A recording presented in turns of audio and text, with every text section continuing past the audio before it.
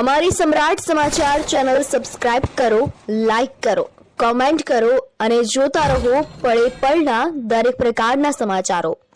Talaja police મથક ખાતે હિન્દુ અને મુસ્લિમ સમાજના ધાર્મિક તહેવારોને ધ્યાને લઈને આજે શાંતિ સમિતિની બેઠક યોજાઈ હતી।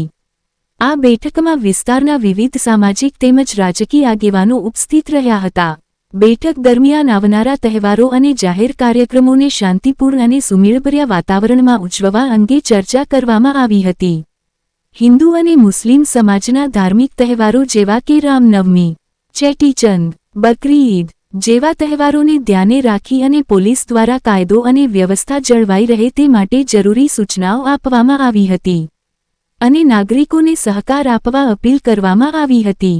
ઉપસ્થિત આગેવાનોએ પણ પોતાના સૂચનો રજૂ કરી પોલીસને સહકાર આપવાની ખાતરી આપી હતી અને આગેવાનોએ પોલીસ અધિકારીને વિવિધ પ્રકારના પ્રશ્નો રજૂ કર્યા હતા।